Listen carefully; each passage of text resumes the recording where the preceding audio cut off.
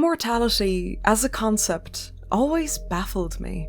Whenever it crops up in media, it's usually presented as a good thing, the go-to aspiration of villains everywhere, and I never fully understood why. Fortune and glory, I get why the bad guys would want that, but living forever sounds pretty awful, honestly. Forgive the irony of my next statement here, but wouldn't immortality get old after a while? And yet, it's not often that films, books, or games explore the negative aspects of living forever, or even worse, immortality being inflicted upon you, against your will. It's an idea that I always thought would blend perfectly with horror, and so when I came across an indie game called the Heilwald Loophole back in 2022, I was instantly hooked on its concept. A strange, inexplicable loophole is discovered at a German hospital, and it's affected the staff and patients in the most unusual way.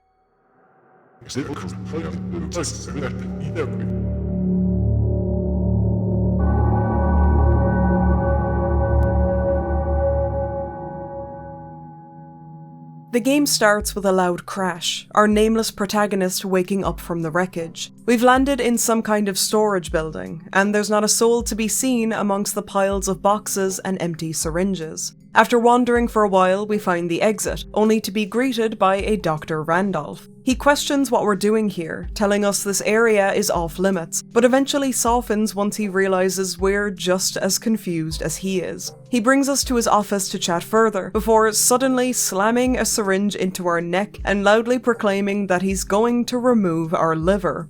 Naturally. But game overs do not exist in the Heilwald Loophole. Instead, we're brought to a screen with only one option: Randolph's office. Selecting it brings us crashing into the storage room once again. Randolph is shocked to see us, we hear the same conversation play out, and history repeats itself. This is the central gameplay mechanic here. There's no point following Randolph back to his office again, he's always going to want your liver. So you have to explore and experiment, see if there's anything lying around that might help you. Perhaps there's an escape route tucked away somewhere, or even just some information about where you even are. Charging at Randolph head-on also won't help you much, he'll always manage to overpower you. So how about we run away instead? He will chase you down relentlessly, but if you're fast enough, he'll lose sight of you and stalk the halls and offices instead. Ducking between tables, chairs, and boxes, we eventually find syringes again, and this time they're not empty. Creeping up behind him, we literally give Randolph a taste of his own medicine and jab him with the syringe, knocking him out entirely. He drops a keycard which opens a gate at the end of the hallway, leading us to the sick ward.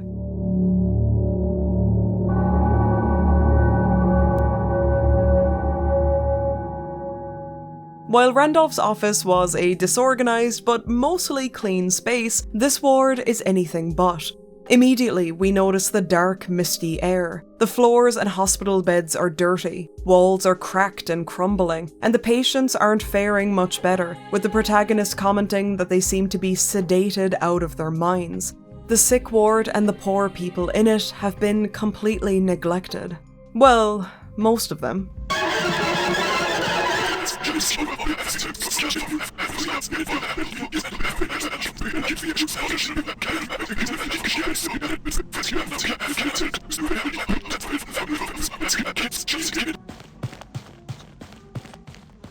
Okay.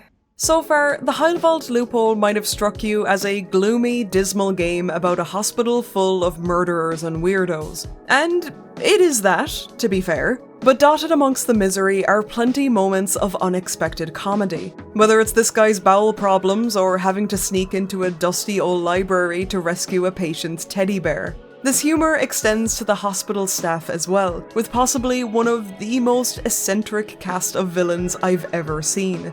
Nurse Anne, the electrotherapist, is constantly being zapped with electricity as she talks to you, while the swimming coach Wolfram can transform into a monster that brushes your teeth to death, a problem easily solved by throwing a bar of soap down on the floor.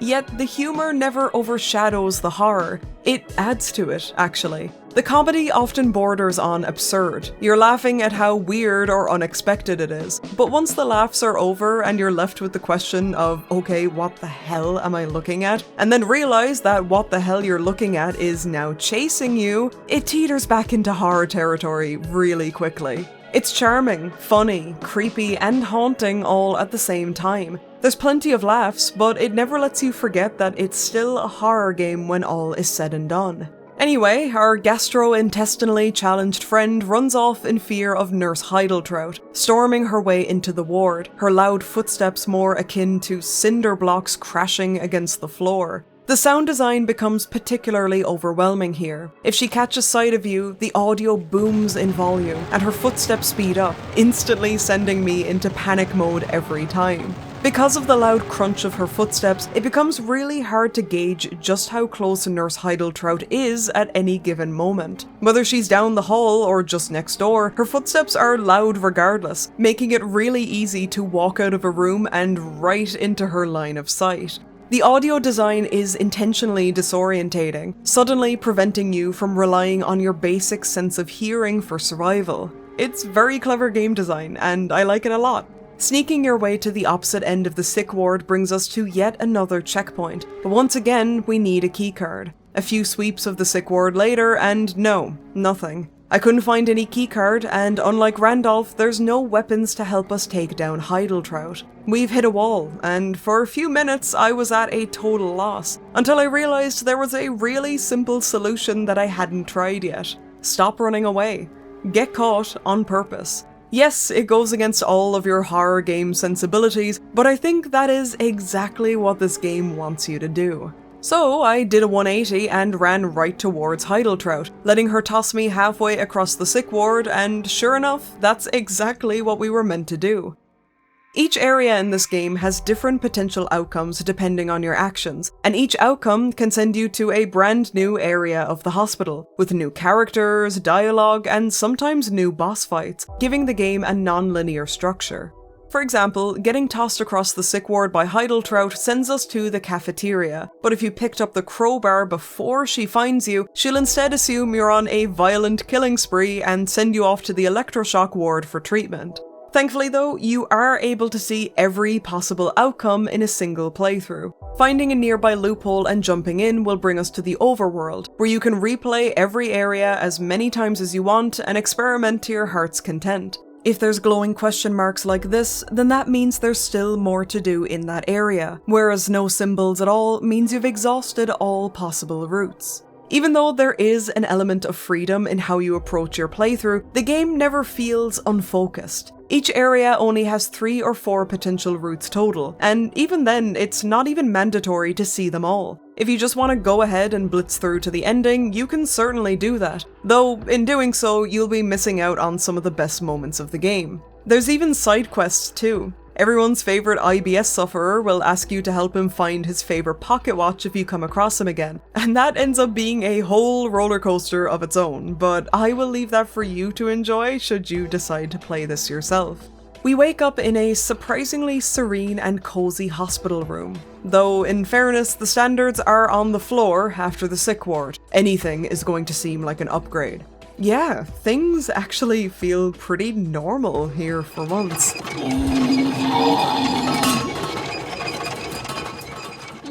Spoke too soon. Emerging from the vents, we stumble upon possibly the most depressing birthday party ever. About 5 or 6 patients are huddled around a dirty table with no decorations, no presents, and no food, and the birthday boy wants you to do something about it. He tells us about the chef's disgusting specialty cuisine, Fleischsuppe, or flesh soup in English. As a special treat for his birthday, he asks us to sneak into the kitchen and season the Fleischsuppe to make it a little bit more bearable on the taste buds. When we head in, we see the chef himself, a hulking man being boiled alive in a pot of soup, his skin burning a hot red. Suddenly, flesh soup makes a lot more sense. He's not making the food, he is the food. Sneaking up behind him is thankfully easier than you'd think though. His awkward shape and size, as well as the narrow halls of the kitchen, make it pretty effortless to slip the ingredients into his broth, though he is not happy about it. Don't you fucking season me! We rush back to the birthday party and sit down to experience this Fleischsuppe for ourselves. Have a happy birthday! There's nothing but Fleischsuppe on the menu! Here's your fucking soup! The screen turns black, we pass out, and we're given possibly my favourite piece of text in the game. After hearing so much about Sauer's infamous Fleischsuppe, you finally get to taste it, and it even surpassed your expectations. It is truly the most vile thing anyone could even think of concocting. You cannot take the foul stench and horrific taste for long, and pass out on the spot. We wake up out the back of the kitchen in between the dumpsters and trash, and it's out here that we find a document written by a nurse called Astrid. It's a scathing critique of Dr. Randolph and his medical research prior to working at Heilwald, but someone must have really not wanted it published if we found it out here. This will not be the last time we hear the name Astrid. Moving forward, we next find ourselves in the electroshock ward.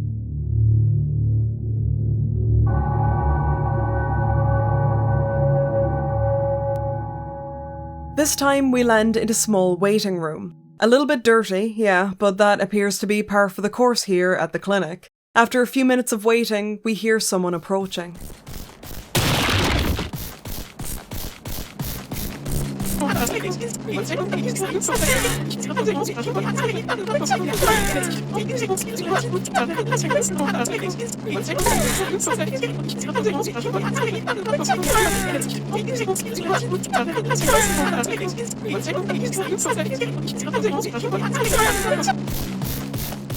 Now, you can actually just wait around for Anne to return and bring you to your scheduled electrotherapy session, but as you can probably gather, that won't end very well for you. Even worse, Anne has a keycard that we need, so we're going to have to face her head on. Sneaking after her into the office, I carefully bobbed and weaved between the tables. Something that's easier said than done, as she's constantly hovering between her computers and paperwork. If she sees you, she's quick to pursue, chasing you down with her stun guns in hand and scolding you in German for trespassing. One thing that the Heilwald Loophole does incredibly well is how it utilizes language for horror. Despite the very obvious German setting, the characters mostly speak in a Banjo-Kazooie style gibberish, fragmented words and sounds that give a funny impression of how the character speaks without actually being coherent dialogue. This is nothing new, lots of games have done this before, but in Heilwald, usually during chases, the enemies will suddenly and unexpectedly speak in very clear English. Where are you going? Up until now, the player was lulled into the familiar comfort of funny, goofy-sounding dialogue, only for the game to then rip the carpet from underneath you and use words and language you can suddenly understand. It's almost like the characters are dropping the video game facade to speak directly to you, the player, and not the protagonist. Come on, hurry up! My toilet break is only temporary.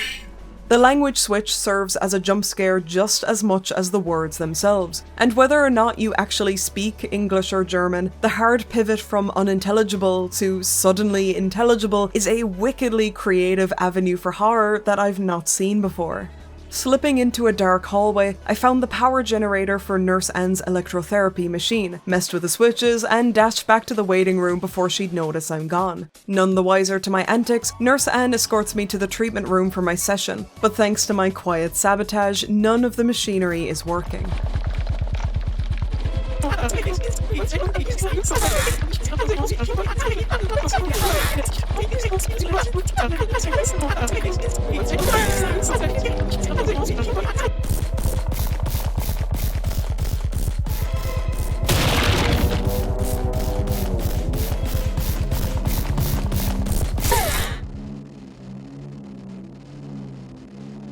An uncharacteristic silence fills the air, and when we go to check on her, she's laying lifeless on the floor. She's dead, with only the low hum of her electric stun guns cutting through the quiet. This was the first time in my playthrough that I felt guilt and a bit of regret. Nurse Anne was threatening, yes, and I didn't want to be anywhere near her, but I didn't want her to die either. I couldn't help but feel like my meddling went a bit too far this time. Then I remembered how many times she zapped me in all my failed attempts getting through this section, and suddenly I didn't feel bad anymore. Yoink! It's at this point that the game opens up a bit as we make it to the courtyard. The rain thunders down as we discover that the outside of Heilwald is just as gloomy as the inside, but it's still a welcome change of scenery from the drab halls of the inner hospital. As we turn the corner, a new face makes his dramatic entrance.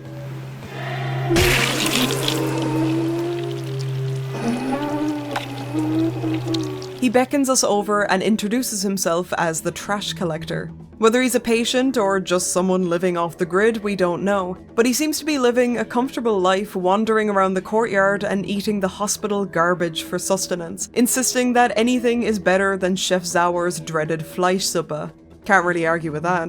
If you're ever unsure what to do next, the trash collector will usually give you a nudge in the right direction. For now, he tells us to head towards the library.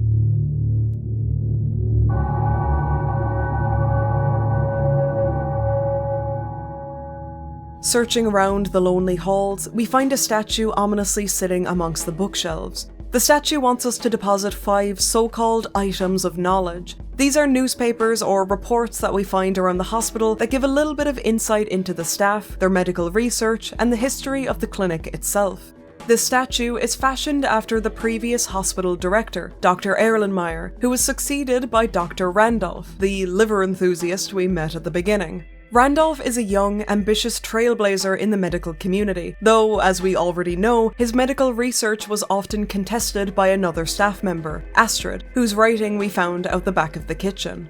Astrid is a name that crops up constantly throughout the story, and although she seems to be well liked by everyone at the hospital, one day, to everyone's surprise, she disappeared without a trace, with the widespread assumption being she was either fired or quit her job in protest of Dr. Randolph.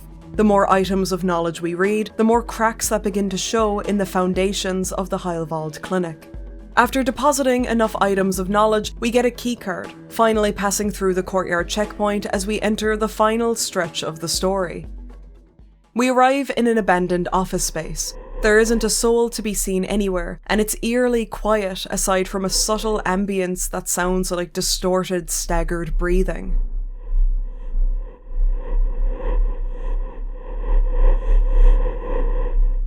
While the previous areas felt more like run-down, neglected workspaces, there's something distinctly foreboding about this one. Tables and wardrobes have been destroyed, doors have been desperately covered up, and paintings on the walls have twisted and contorted into nightmarish visuals. Something has gone very wrong here.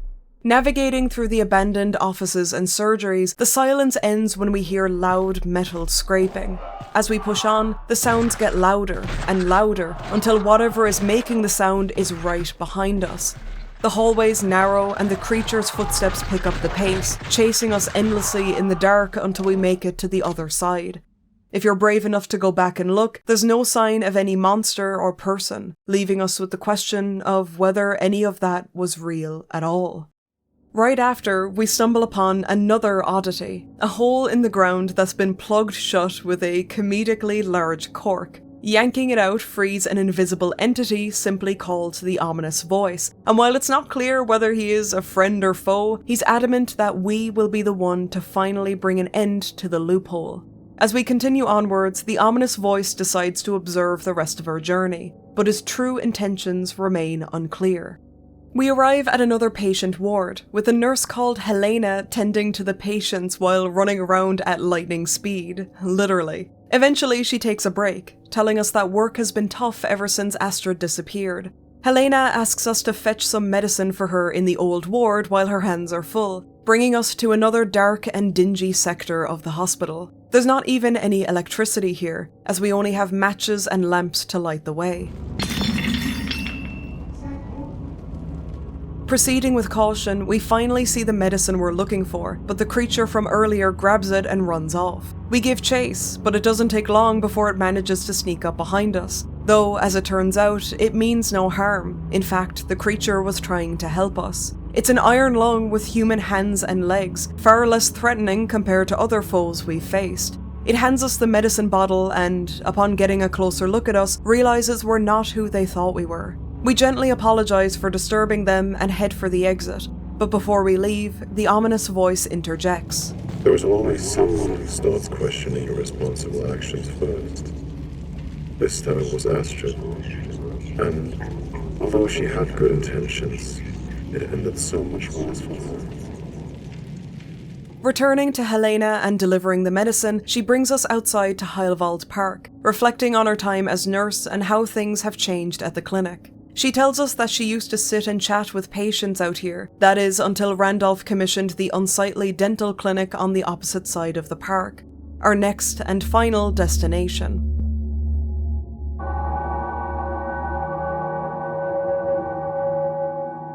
As we enter the imposing building, a nurse quickly ushers us upstairs, saying that Randolph has scheduled a checkup for us. Insisting that she must assess our jaw health, apparently a necessary procedure, the nurse clamps a massive headpiece on us. But remember, no one dies at the Heilwald Clinic, and it becomes clear that this procedure is nothing more than a thinly veiled form of torture. After our jaw is absolutely decimated, she abruptly tells us that Randolph will take over from here and leaves. Soon after, we hear a hulking mass approaching us.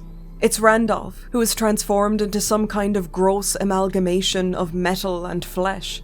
At first, this feels like a boss fight, the final showdown of the game, but it doesn't take long to notice that he doesn't pose any actual threat. He's slow, cumbersome, and barely seems aware of your existence. He awkwardly staggers towards you, hardly managing to keep up a pace as fast as your walking speed. Every so often he'll try to rush you, but he's not even capable of inflicting any damage even if he does hit you.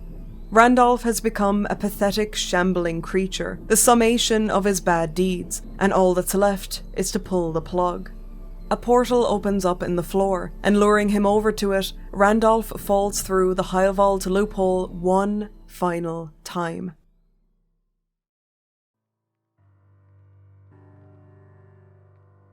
And so, down he goes, for one last turn, down the loophole.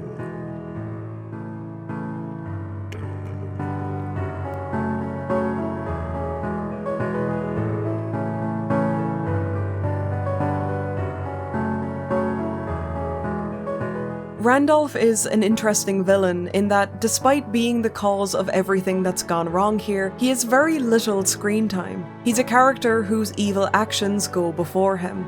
But before we can dig deeper into the plot, it's critical that we understand the man who stands at the center of it. Joseph Randolph appears as an approachable and charismatic man at first glance, though if the liver stealing didn't make it obvious, it's all smoke and mirrors. His charm seems to do a lot of the heavy lifting for his career, as we find a transcript of his inauguration speech where he promises a bright future and major strides in medical research. And, well, I'm struggling to see that bright future here at Heilwald, anyway. The newspapers we find reveal a lot about his medical studies, and he often explored topics that were controversial at the best of times and at worst completely unethical. For example, one of his papers details the benefits of the surgical removal of the yecur. The yecur is the Latin word for liver, and all throughout history, the liver has been believed to be the so-called seat of the soul, where the body produced emotions like love and passion. Everyone from the Babylonians to the ancient Greeks and Romans held this belief, and it prevailed for millennia, that is, until modern medicine proved it otherwise, of course. And so, following that logic, Randolph theorized that removing his liver would therefore remove his ability to feel, allowing him to become an efficient, albeit emotionless, machine. He could excel as a medical professional, but lack in basic human empathy. A doctor who could push the limits of medicine without the fear of ethics. This lack of sympathy and kindness was exactly what he needed to cause the Heilwald Loophole.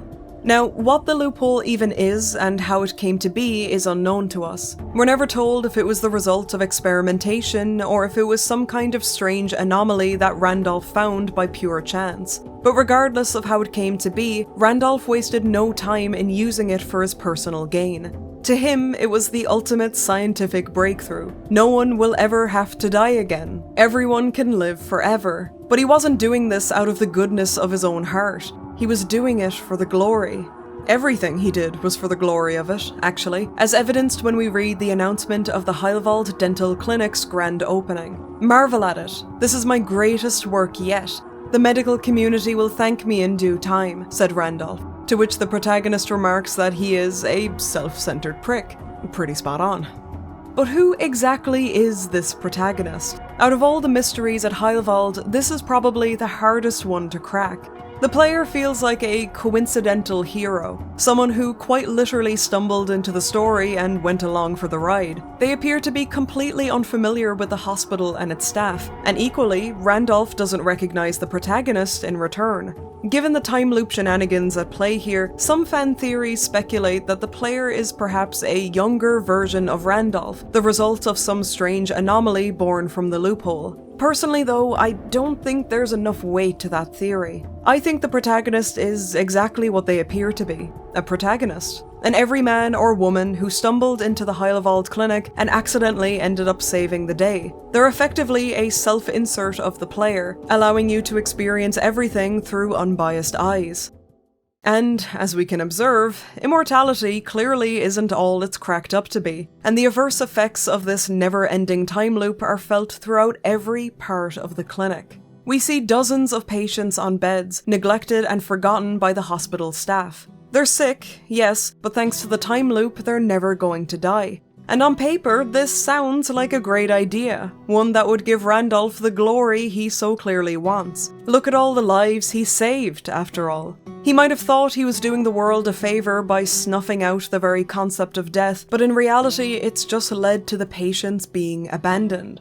Imagine gaining immortality, but with the caveat that you'll have a debilitating illness the entire time, forever stuck in an endless cycle of sickness and misery, a fate you could argue is worse than death.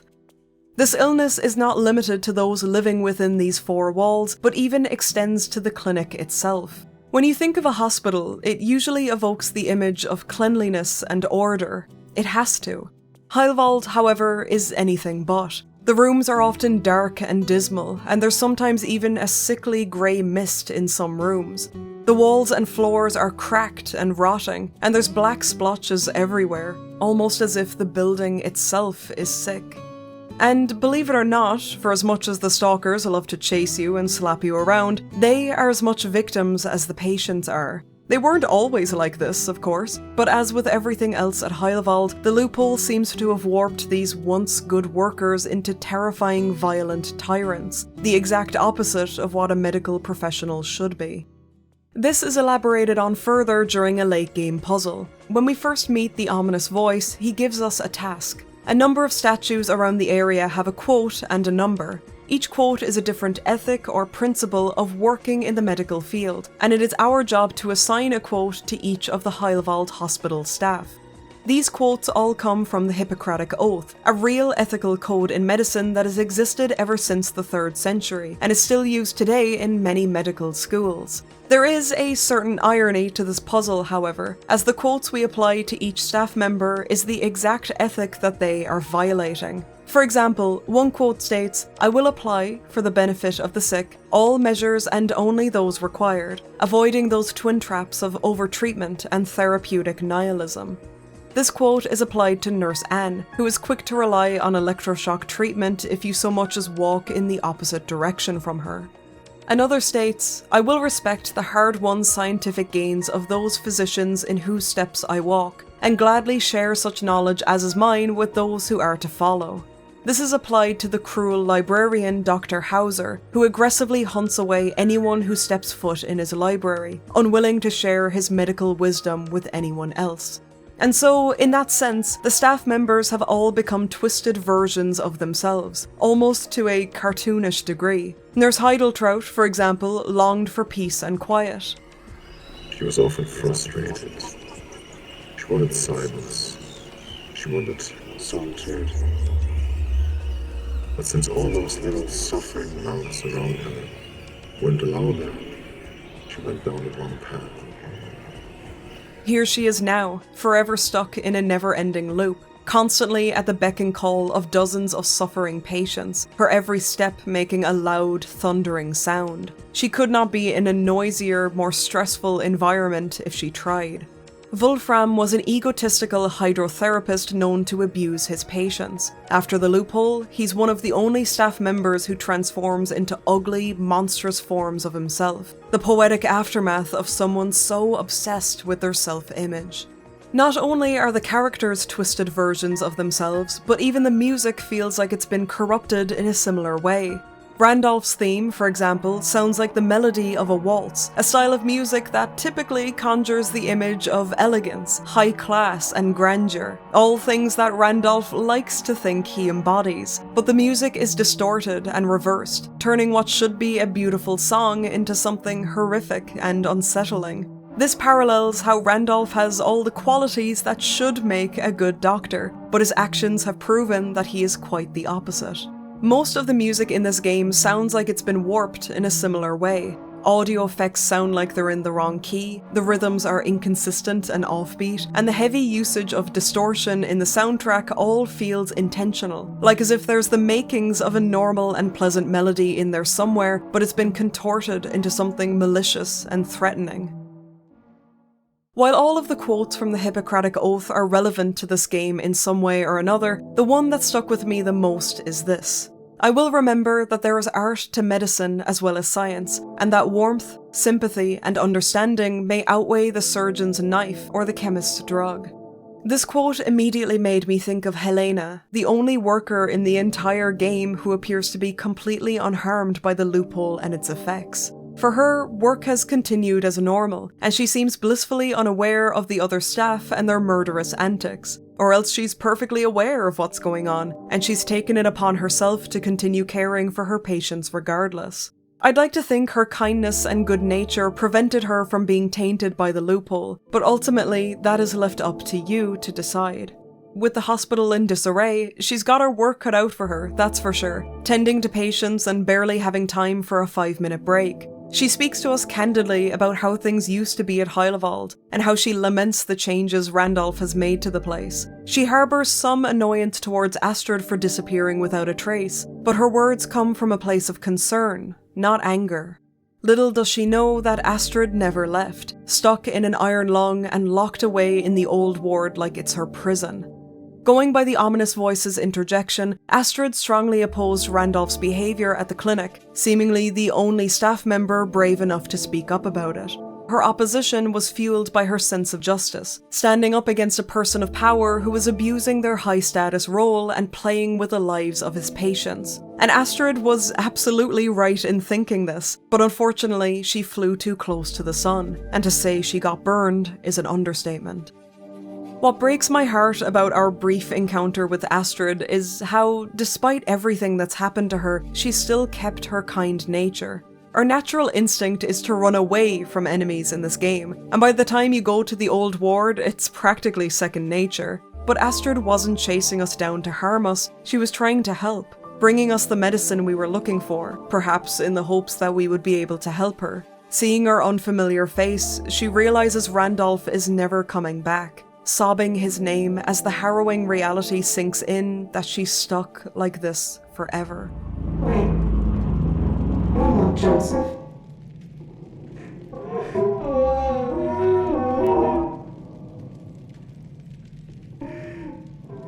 Though this does beg the question, who even is the ominous voice? He seems to be an all-knowing entity, an omnipotent, ageless force that knows anything and everything that's happened at the clinic. Perhaps it's a manifestation of the clinic, or even the loophole itself. Maybe it's Randolph's conscience, or what about the spirit of the previous chief doctor, Erlenmeyer? Honestly, any of the above could apply, but personally, I think that the ominous voice is death itself.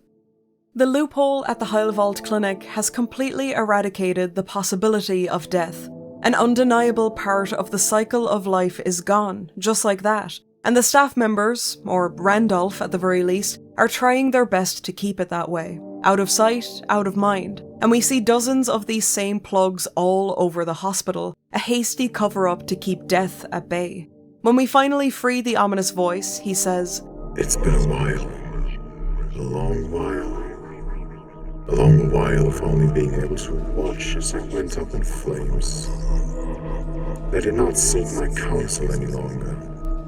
Quite the opposite. They try to silence me, and I fear they succeeded. This would also explain why the ominous voice supports your efforts in stopping Randolph. It's not that the ominous voice wants him to die, per se, but rather he wants the natural balance of life and death to be restored. And so, while death is usually portrayed in media as something to be feared, in this game it's your ally instead. Though there's sometimes still a menacing undercurrent to his words, a sobering reminder that your ally isn't necessarily your friend. Don't be afraid. I'm not your enemy. Well, perhaps a part of me is. But by the time we find Randolph, he's already destroyed himself, having become a shambling husk of the man we first met in that storage room. At its core, the Heilwald Loophole is a story about corruption. Randolph tried to defy the cycle of life, and his selfish actions corrupted the clinic and everyone in it. But with the same inevitability of life and death itself, so too did Randolph become corrupted. And so, in the end, Randolph falls through the loophole, his own weapon of destruction being exactly what kills him. He lands in a courtyard surrounded by statues of the hospital staff, silently staring down at him, judging. At the centre stands Erlenmeyer's statue, shining brightly and proudly, while Randolph's corpse lies just below it, bloodied and in shadow, a cruel and poetic contrast between kindness and corruption. Although it doesn't appear in this game, there's another passage from the Hippocratic Oath that feels especially relevant to Randolph and the Heilwald Loophole overall. It states, "Most especially must I tread with care in matters of life and death. If it is given me to save a life, all thanks, but it may also be within my power to take a life. This awesome responsibility must be faced with great humbleness and awareness of my own frailty. Above all, I must not play at God."